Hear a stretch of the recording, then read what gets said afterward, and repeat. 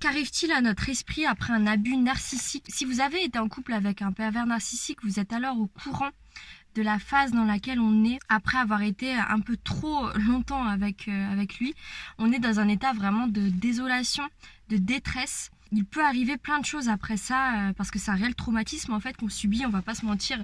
C'est un réel traumatisme qu'il faut vraiment vivre pour se rendre compte de la douleur et surtout de la façon dont il est réellement caché. C'est très dur d'expliquer le sentiment dans lequel on est après avoir été un peu trop longtemps avec des sortes d'abus narcissiques. Dans cette vidéo, j'aimerais parler de 2 points super importants qu'il va falloir apprendre à guérir si vous voulez avancer, si vraiment vous voulez sortir déjà de cette emprise, de cette prison mentale dans laquelle vous êtes actuellement.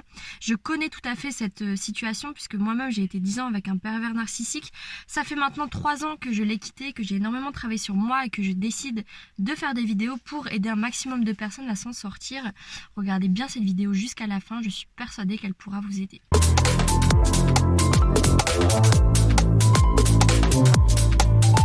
Bonjour tout le monde, j'espère que vous allez bien. Cette nouvelle vidéo pour parler de ce qui se passe dans notre esprit après un abus narcissique. Déjà le premier point, c'est qu'on a une peur extrême et de l'anxiété qui nous étouffe, qui arrive d'un coup et qui nous empêche de faire les choses les plus simples de notre vie. On a peur de tout, on devient vraiment anxieuse. On a plein de symptômes également dus à cette anxiété, comme par exemple déjà la perte de cheveux, j'en parle dans 2 de mes vidéos, problèmes de peau, des problèmes de santé aussi également qui arrivent, puisque le stress c'est vraiment pas bon, mais on est vraiment en état de survie, on est dans un sentiment de survie. On doit survivre parce qu'on a tellement été traumatisé par la personne que l'on aimait le plus au monde, pour la plupart d'entre nous, qu'il est très difficile même de faire confiance à d'autres personnes, de rencontrer des nouvelles personnes, c'est extrêmement dur. J'ai été totalement dans cette même situation. J'étais même limite en train de faire des phobies sociales si je m'étais pas forcée à guérir et à aller mieux. Si j'étais vraiment restée dans ces pensées négatives que j'avais, je pense sincèrement que j'aurais fini à ne plus sortir de chez moi tellement j'avais peur de tout, de tout le monde. Je pensais que tout le monde me voulait du mal et que tout le monde voulait me manipuler. À chaque fois que quelqu'un me disait quelque chose, même quelqu'un en qui j'avais confiance, ou même encore pire, quelqu'un que je venais de rencontrer, dans ma tête c'était directement que cette personne-là voulait me manipuler, qu'elle me mentait, qu'il y avait quelque chose derrière, que j'étais en danger de mort, qu'on allait me kidnapper, même pour boire un verre, pour rien de spécial. Dans ma tête ça a fusé, on se sent tout simplement pas en sécurité, on est en état de survie, dans un état d'anxiété pas possible qui peuvent nous faire avoir de gros problèmes de santé. C'est pas une situation dans laquelle on veut rester, même si je sais qu'il y a des gens qui ont malheureusement pas le courage d'en sortir, ils ne trouvent pas la force. Je pense sincèrement que personne n'a la force de s'en sortir quand on est au fond du gouffre, quand on est vraiment mal, quand on se sent vraiment mal, quand on a été trahi par la personne la plus importante pour nous. On se sent tous au fond du gouffre, on a tous eu zéro énergie pour remonter. Je pense qu'il faut du temps, il faut aller à son rythme, mais surtout, il faut vraiment être déterminé à sortir de là. Si vous restez bloqué dans cette phase de dépression, votre vie est finie tout simplement. Vous ne pouvez pas continuer à vivre dans cette souffrance. Personne ne veut vivre dans ce genre de souffrance. Il faut absolument trouver un moyen d'en sortir. Ce moyen pour moi ça a été le shadow work, le travail de l'ombre. J'en parle d'ailleurs dans un guide que j'ai fait, vous pourrez le télécharger gratuitement. C'est un guide d'une 30aine de pages qui m'a énormément aidé à faire face à cette période de dépression. Enfin, le deuxième point qui arrive à notre esprit après un abus narcissique, c'est qu'on a réellement peur de toutes sortes de séparations.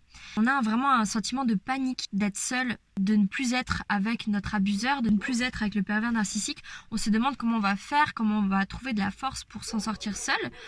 Tout ça, ça fait partie de l'emprise qu'il a mis en place pendant des jours, des mois, des années. Donc oui, c'est dur de s'en sortir d'un jour à l'autre. Bien sûr, ça se fait pas comme ça.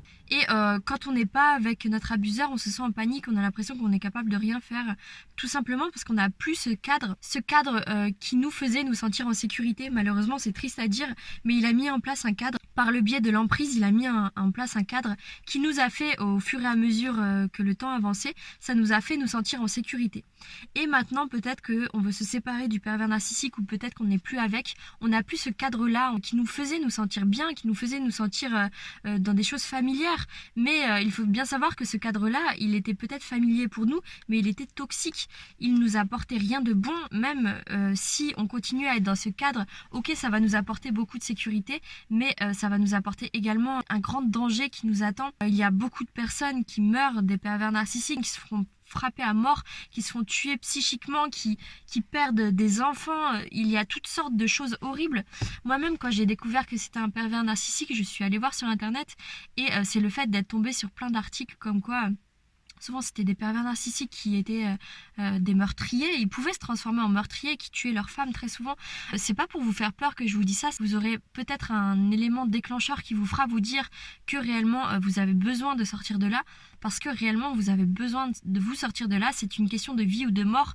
Et même, je dirais même, sans aller dans cet extrême, est-ce que vous voulez vraiment être heureux dans votre vie? Est-ce que vous voulez vraiment avoir une vie qui en vaut la peine d'être vécue et pas une vie de souffrance? Personne ne mérite d'être dans une vie de souffrance.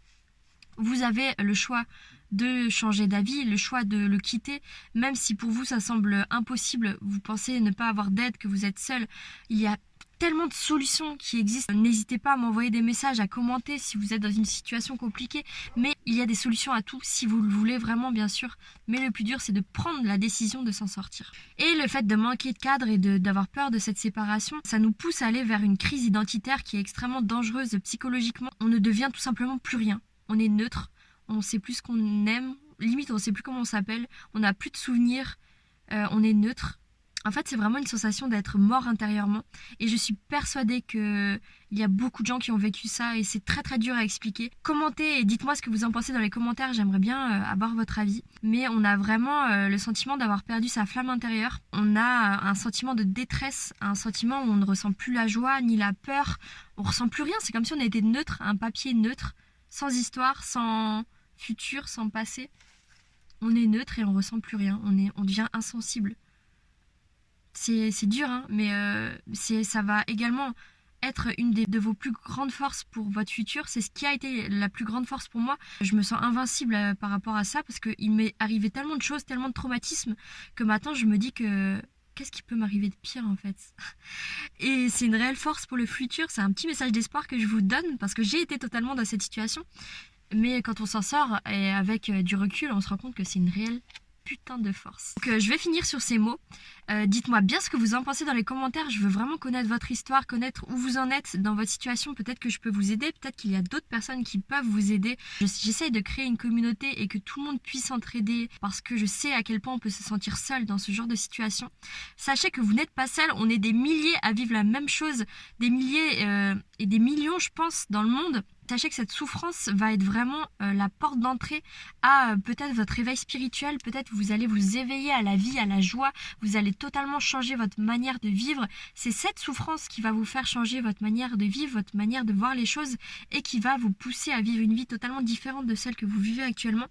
Vous n'êtes pas heureux actuellement, mais sachez que c'est la porte d'entrée à un grand changement. Encore une fois, si vous prenez la décision maintenant de passer à l'action, de faire des choses concrètement pour changer, pour évoluer.